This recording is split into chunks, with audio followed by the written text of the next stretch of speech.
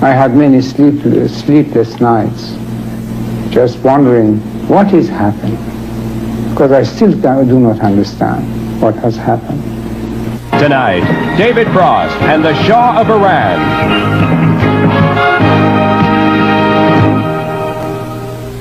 It has been exactly a year and a day since the Shah of Iran went into exile. It has been 75 days since the Americans at the U.S. Embassy were taken hostage.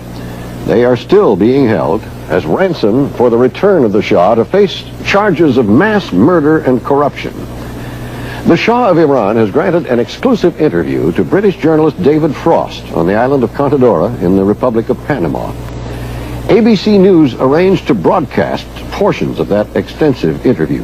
We want to make it clear that the Shah received no money for the interview and that he imposed no ground rules or restrictions. ABC News has full editorial control for our broadcast. We thought it was important to broadcast the voice at the center of the controversy, the man for whose return the hostages are being held, who would not speak until now, and now says he will not give another interview. David Frost is in our ABC newsroom in Los Angeles. David, first of all, what was your main objective in seeking this interview? Two, I think, Hugh, really. First of all, to find how he'd respond to that torrent of charges you mentioned, his side of the story, as it were.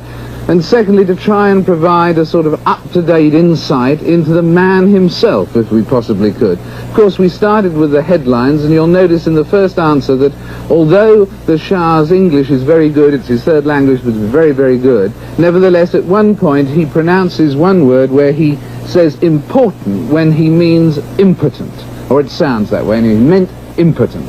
That was when I asked him a question in the current headlines, what his reaction was to the proposal for some form of UN tribunal to judge him.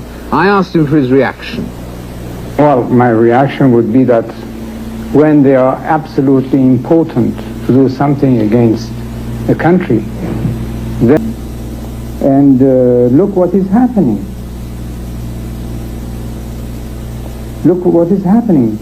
If in those days people were tried, first instance, second instance, then convicted, then eventually shot, except those who really attempted on my own life or did something against me. Now they are just shot without trial. I think that now the official number is over 700. God knows how many have been liquidated. How many people are in jail today? 1.5 million people, Iranians, have left the country. Not only the rich people, but the best brains of the country, the best minds of the country. They have all left. Everybody who can leave the country is leaving the country. I'm still surprised. I can't still accept that the Iranian, with their mentality, with their intelligence, would willingly commit harakiri and go back at least 1,500 years. Shah of Iran lays some of the blame for his downfall on American oil companies when his talk with David Frost continues right after this. When powerful men rule, their hold on the reins of government seem unchallengeable. And when they suddenly are toppled and fall from power, there is surprise and shock and a lot of questions and lots of blame. David, the Shah places some blame for his exile on the island of Contadora in the Republic of Panama and for his overthrow on American interests. Isn't that right? Yes, he does, Hugh. Although he admits there were errors of his own making, whenever he turns to the subject of the final days, there's that continuing theme of either betrayal or, as here, conspiracy. 2 years before the changes in my country, we heard from two different sources connected with the oil companies that the regime in Iran would change. And for the last year, the consortium never seriously discussed their plans to purchase our oil. And what was their purpose in doing that, do you think? It's just in imagination we believe that there was a plan, that there must be less oil offered to the world market in order to make the price of oil go up. One country should have been the one chosen for the sacrifice. Iran was producing 5,600,000 barrels per day. So in order to have a shortage of oil, in order to make the prices go up, with what I have heard about these two people connected with two oil companies and the consortium never really starting serious talk about placing an order to buy our oil. So it seems that the chosen country to drop its production of oil would have been mine. Two people from what oil company? Well, I'm not naming them really because that would be something else. But from two different companies. Two different countries? Two different companies. But from which country? If you don't name the country. They happen to be American companies. Had you done anything that would have given the oil consortium a reason to be angry with you? When they were dragging their feet for almost 1 year and never signing a firm contract for our oil, then I was starting to ask myself, these people who were so eager to place an order for our oil or to have our oil at their disposal, how is it that they look so disinterested? So that you think that when they gave you the advice to pull back and produce a bit less oil, it wasn't because your oil would run out, i.e. not in your interest so much as in the interests of the profits of others? To that extent, yes. During the final days, during that period leading up to Christmas and to January, what could the United States have done to help you, do you think? Well, nothing. I think that instead of the U.S. and the U.K. coming out so strongly with words by saying that we are 100% behind the Shah, we support him and this and that, if they had just kept quiet from the beginning and not mixed into our affairs, that would have been probably the best thing. Is there anything that the United States or Britain could have positively done that you would have regarded as assistance? Not in the end, no. Not in the end. Not after? Not after maybe 2 or 3 months, the first 2 or 3 months of 1978. Up until then, what could they have done? Assess the situation and stop giving advice. The advice was not helpful. It was confusing, you mean? Well, the results are here. Unless the world is satisfied with what is going on in Iran. So then the advice were wonderful. If not, that's a different matter. From your own point of view, you'd had a strong feeling of American support from president to president through the years, really. Oh, yes, surely. Did you feel as secure in the beginning of 1978? The assurances were there. What can be done now, do you think? Would security be assisted by the Americans establishing some sort of physical presence? I mean, Security where? In the Gulf or the Somalia area, or? Yes. How many? How many? As I said, we would have had 760,000 first-class troops. And you need numbers of that size, you're saying? I mean, it's no good having a detachment of 100 or 1,000. Now, the day of a gunboat is over. Do you now think that it was a great mistake to propose that Khomeini be moved from Iraq, in the sense that that made him more available to the world's press at the crucial time in October? I think that the government inadvertently proposed something like this. And then when we studied it, we saw that this would be a mistake. Then we tried to stop it, and it was too late. Before you exiled them, did people advise you to go further and execute him? No, I don't remember that. Maybe some people had said, well, try him. But I think, I still think that the best policy with 30 people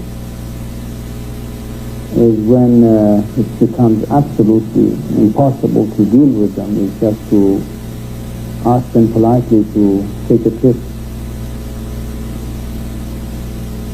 On a one-way ticket? Well, this time it was not a one-way ticket. Do you think that Mr. Khomeini, uneducated person, if you ask him if there is protein in,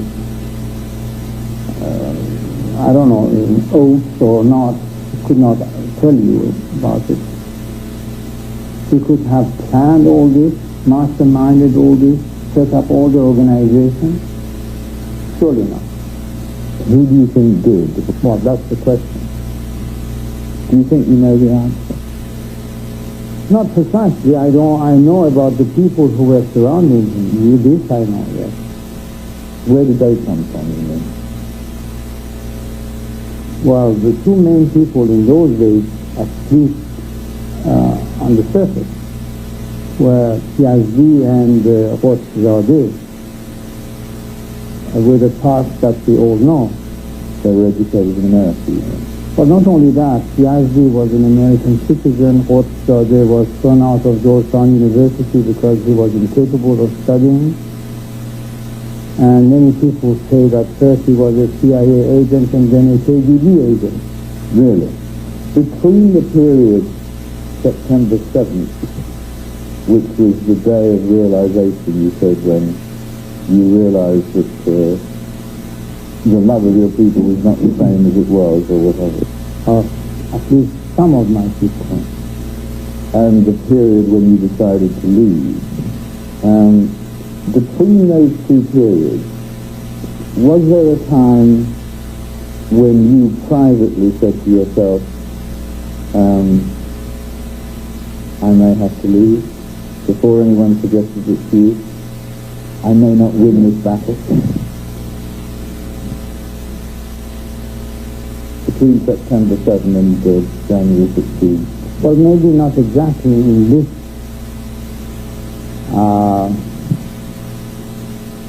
concept, but I had many sleepless nights, just wondering what is happening, because I still do not understand what has happened.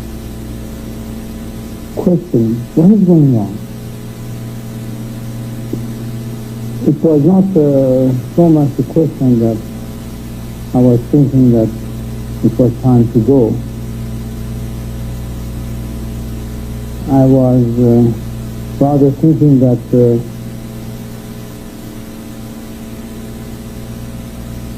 you know, like an end something. Without thinking of going, you think maybe this is the end of an era. Or something. Of me, of an era, or something. During the final days of your rule, and for a period thereafter, General Robert Heiser, who was second in command to Al-Haid at Meto, visited Iran on a mission that really remained shrouded in mystery, and was a mystery to you because he didn't notify you, I don't think, of his arrival, and indeed one of your colleagues, General Rabi, said of General Heiser threw the emperor out of the country like a dead mouse. What was it all about? Well, to the extent that I will permit myself to be expressive is that I can say that for the first 2 days, I don't remember exactly how many days, I did not even know of his presence there. In the past he was coming and going, but each time it was announced months ahead, and obviously the first thing was to have an audience with me. I saw him only once, when he accompanied the American ambassador to come and inquire about the date of my departure and even the hour of my departure. That's all I discussed with General Heiser. But 1 or 2 days before I left the country, my then Chief of Staff told me that General Heiser wanted him to meet with Mr. Bazargan. Your then Chief of Staff being General Qarabaghi, who was former commander of the gendarmerie and then former Minister of the Interior. But what have you heard since about what General Heiser did? I had no report from General Qarabaghi, but what I know is General Qarabaghi and his friend General Pardus, and that is a tragedy that I don't know if even Homer could describe, or Shakespeare. I can't anyway. General Pardus, my old friend, who before that, he was brought up among our families, and he was in Lorozo with me, and then after that all the time with me. And these two people have not been touched by the revolution. How could that be explained? And what are they doing today in Iran? God knows. There are many rumors, obviously, but they have been absolutely untouched. And the rumor that you said Homer, which I think is a very good choice, about General Fadis having been your close friend from such a young age, and having worked with you so much, that he heads or consults with the current government's secret service organisation.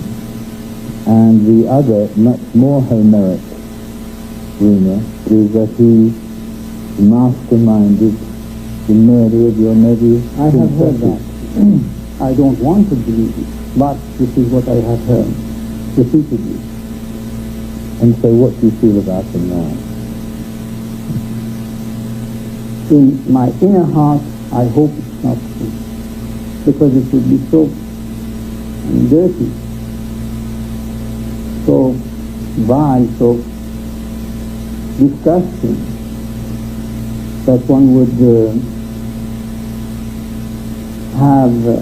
look into the humanity, a little hesitation of believing into anything. Do you ever wish that you had stayed and died fighting in the streets? Well, if I was not a king, surely I would have done that. But because you were a king, you felt what to protect your son that you could lose? Or? That's one thing. The other thing is that a crown, a throne could not be based on as a not too very solid foundation of blood. From the beginning, always I was begging and pleading with my people, don't kill, please don't kill. And that's when the army started to teach their people how to aim at the lower parts of the body and how to use rubber bullets and those things. Because we had never thought of that before, never had the occasion of meeting such an emergency. What were the last words you said as you left?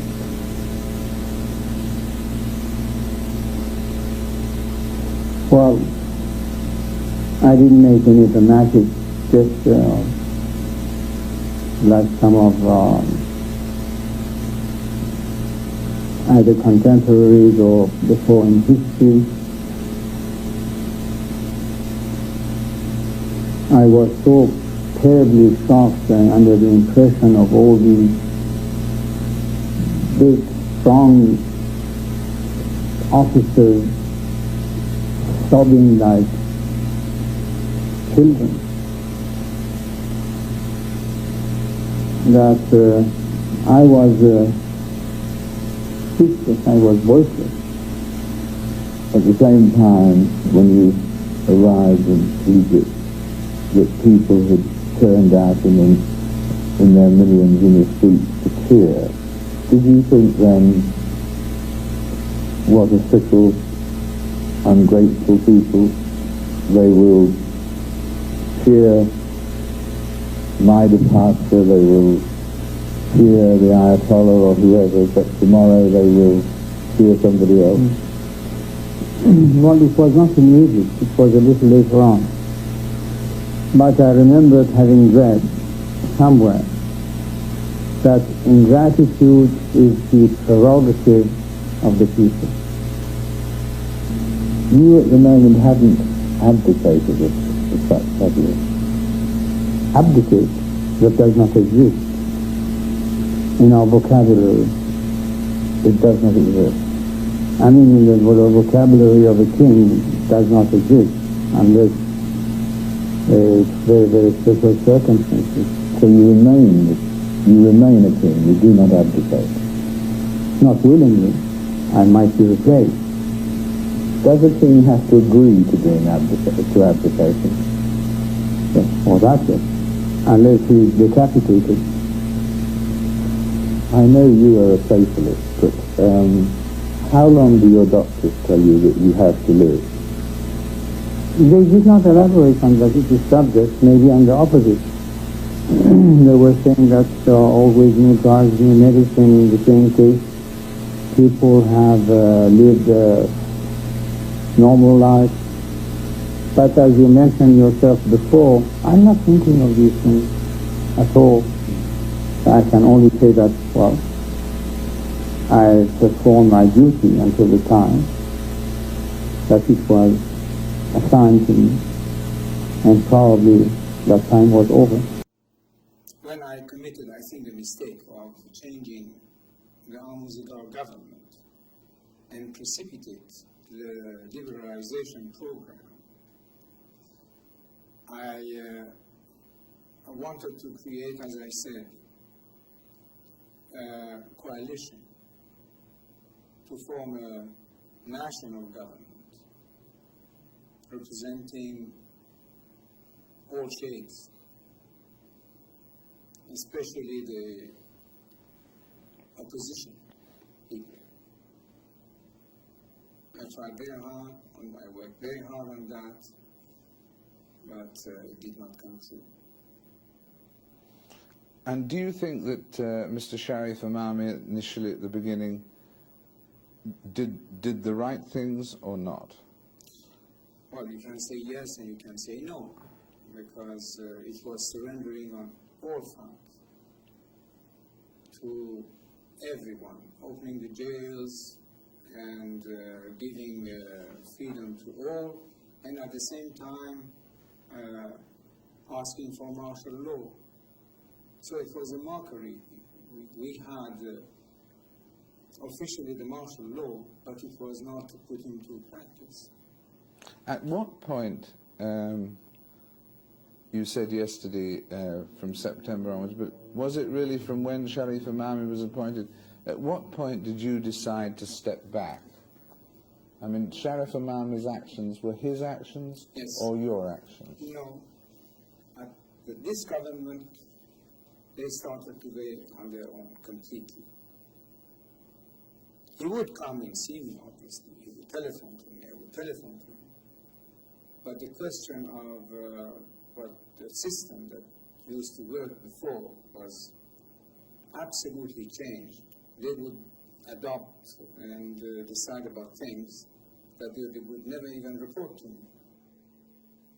You ask me why they are concentrating so much against me, my person, and accusing me of mass murdering or even money manipulation, which is very far from my nature. They're adopting this Nazi-like propaganda is something quite curious. It comes in the picture that the man there now, you see, he doesn't want to hear about the history of our country one day before he came back to Tehran a year ago and took over.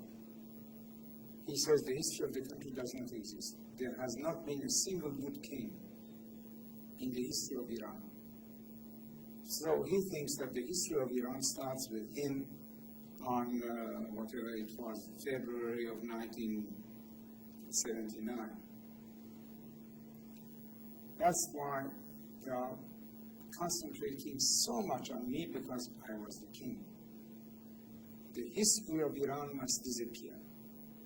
With I as a king, with the other kings, with everything that existed before February 1979. A patriot must think of the future. I'm thinking of the year 2000. If we kept our youth and our population out of the orbits of the new technology, how could we be competitive with the rest of the world in the year 2000? Unless we are ready to fall in the category of the 5th or 6th grade nations. Now they say that boys of 15 and girls of 13 could marry. Our population explosion is 3.2 already. Soon it will become, I don't know, in the category of 5 to 6%. How are they going to feed these masses? Especially if what now is making the wheels turn somewhat, that is oil money, will be finished. It's only through technology and mastering the science, and the future of the world is based on technology and science. And this is only in the Western world that you could find. So the man is not thinking of the country or its future, only about his hatred against me. I'm thinking of the country, of our people, of our future, and he's just want to destroy what I am. That's the difference. And when I tell you, Mr. Frost, that I still cannot understand, I will repeat that again. I still cannot understand what has happened. If you had your time as Shahanshah over again, those 37 years, what would you have done differently?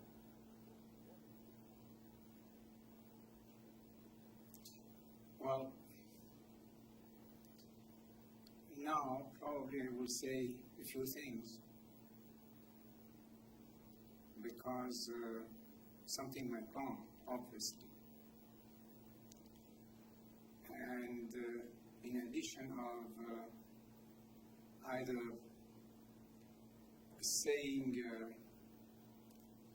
the truth or making yourself excuses and all kind of things to defend yourself against the failures, but probably in addition to all the intrigues from within and without, something has gone wrong. And this is what I think about. I have recently published a book in which I elaborate on some of these subjects, but I will tell you now that either we started a little too late the liberalization program, or we started a little too early and too fast. Either we should have started it in 1973 instead of 75 or 6, or at a time of crisis, when we were seeing that things were moving in the direction of complete chaos and anarchy, then to take our time, first to re-establish law, order, and the execution of rule, implementation of rule, and then start to liberalize again. It's one of those two things, but I was following my inner instincts. How do you think future generations of Iranians will view your 37 years? The truth and the reality of history could not be kept always in the shadows. That is impossible. Truth will come out in any case, sooner or later. And at that point, in 50 years' time, how will future Iranians judge you? 50 years, I hope it will be sooner than that. Well, whenever, I was saying, how will your people, after a period, judge you? Well, if they read history, they will see what it was before my father, what it was when I took over, and what it was when I left. Do you feel that your people let you down, or that you let your people down? First of all, when we say the people, we cannot talk about all the people. That's absolutely not true. I can say that the silent majority remains silent. And if I let my people down, it was for the purpose that I tried to explain, that a king cannot be a dictator and that a throne could not be based on blood. This is my only explanation for what it is worth. Did your people let you down, do you think? Well, the majority remains silent.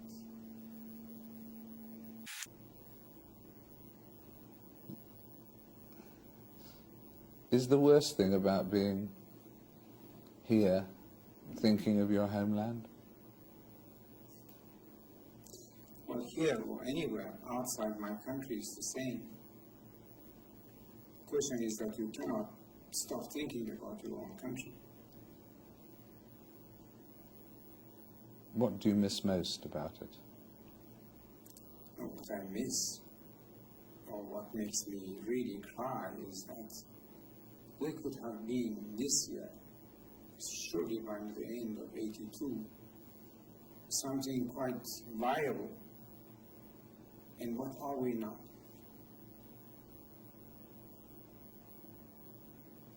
What has it served? The religion? Democracy? Human rights? The rule of the people? And thank you very much. Thank you very much.